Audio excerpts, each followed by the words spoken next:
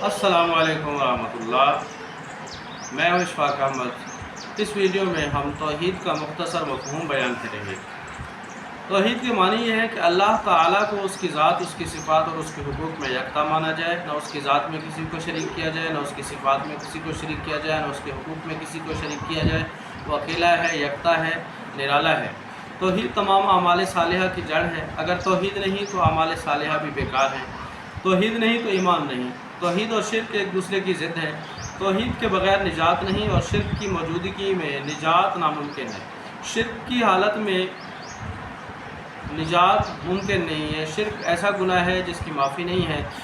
सूरह निसा आयत 48 में अल्लाह रब्बुल आलमीन ने इरशाद फरमाया, आऊज़ु बिल्लाहि मिनश शैतानिर रजीम, इन्नल्लाह ला यग़फ़िरु अन युश्रका बिही व यग़फ़िरु मा दून ज़ालिका लिमन यशा व मन युश्रिक बिल्लाहि फ़क़द इफ़्तरा इस्मन अज़ीमा।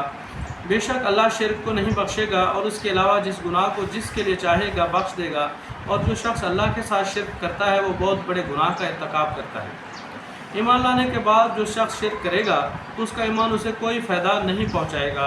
ईमान वही मुफीद होगा जिसके साथ शिर्क की आमेज़िश ना होगी। अल्लाह फरमाता है सूरह नाम की आयत नंबर 82 में, अल्लज़ीना आमनू व लम यल्बिसू ईमानहुम बिज़ुल्मिन उलाइका लहुमुल अम्नु व हुम मुहतदून। जो लोग ईमान लाए और उन्होंने अपने ईमान को जुल्म से मुलविस न किया तो ऐसे ही लोगों के लिए अमन है और यही लोग हिदायत याब हैं। सूरह यूसुफ की आयत नंबर 106 के मुताबिक एक कलमा गो भी मुशरिक हो सकता है। फरमाया, वमा युमिनु अक्सरुहुम बिल्लाहि इल्ला वहुम मुशरिकून। और अक्सर लोग ईमान लाने के बावजूद मुशरिक होते हैं। रसूलुल्लाह सल्लल्लाहु अलैहि वसल्लम का फरमान है सही बुखारी और सही मुस्लिम में कि जिसके मुताबिक ये है कि जुल्म से मुराद शिर्क है।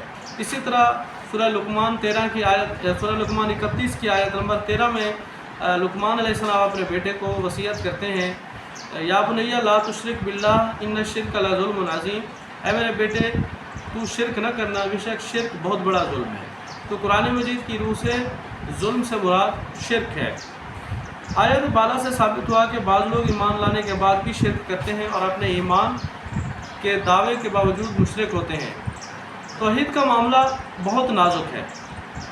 इसकी नज़ाकत से आमतौर पर लोग वाकिफ़ नहीं होते, लिहाजा गैर शऊरी तौर पर शिर्क कर बैठते हैं और अपने ईमान को ख़राब कर लेते हैं।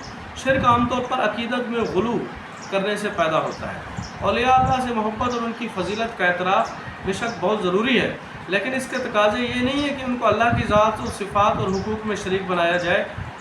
लोग इसको मोहब्बत समझते हैं, लेकिन ये मोहब्बत नहीं बल्कि अपने लिए अदावत है और अल्लाह की नाराज़गी का सबब है।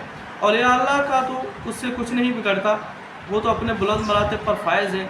अलबत्ता मोहब्बत में गुलू करने की आखिरत ख़राब हो जाती है, तौहीद में खलल आ जाता है, सारे आमाल बर्बाद हो जाते हैं। और या अल्लाह से मोहब्बत अल्लाह ताला के लिए ही की जाती है, लिहाजा जिस हस्ती की वजह से मोहब्बत की जाती है उसकी जलालत शान, उसकी यकताई और उसकी हुदूद व फ़रामीन की पाबंदी का लिहाज करते हुए ही मोहब्बत करना अल्लाह की खुशनुदी का बायस है। ये कितनी अफसोसनाक बात है कि मोहब्बत तो अल्लाह के लिए करें लेकिन अल्लाह की खुशनुदी मतलूब ना हो। अल्लाह ने हर काम के हुदूद मुकर्रर कर दिए हैं, लिहाजा इन मुकर्रर करदा हुदूद का एहतराम ही अल्लाह की खुशनुदी का बायस बन सकता है। अल्लाह की नाफरमानी करके अल्लाह ताला को खुश करना धोखा है, इससे बचना बहुत ज़रूरी है।